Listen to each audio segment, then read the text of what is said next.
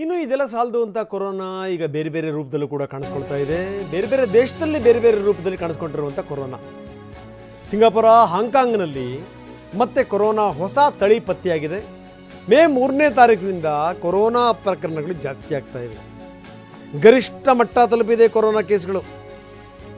ಹಾಂಗ್ಕಾಂಗ್ನಲ್ಲಿ ಸರ್ಕಾರ high alert ಘೋಷಣೆ ಮಾಡಿದೆ. ಇನ್ನೇನೇನು ಕಾದಿದೆಯೋ ಮತ್ತದನ್ನು ಯಾರ್ಯಾರು ಬಿಟ್ಟರೋ ಬೇರೆ ಬೇರೆ ರೂಪದಲ್ಲಿ ಗೊತ್ತಿಲ್ಲ.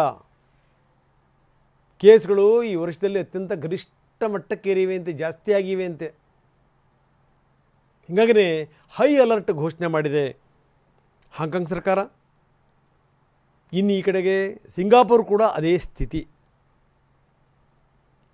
ಸೊ ಹುಷಾರಾಗಿರಬೇಕು, ಒಂದಷ್ಟು ಮುಂಜಾಗ್ರತಾ ಕ್ರಮಗಳನ್ನು ತೆಗೆದುಕೋಬೇಕು. ಯಾಕಂದರೆ ಈ ಹಿಂದೆಲ್ಲ ಈ ಕೊರೋನಾ ಮಾಡಿದ ಆರ್ಭಟ ಇದೆಯಲ್ಲ, ಒಂದೆರಡಲ್ಲ ಇದು. ಈ ಬಾರಿ ವರ್ಷದಲ್ಲೇ ಅತ್ಯಂತ ಹೈಯೆಸ್ಟ್ ಪ್ರಮಾಣದಲ್ಲಿದೆ ಹಾಂಗ್ಕಾಂಗ್ನಲ್ಲಿ.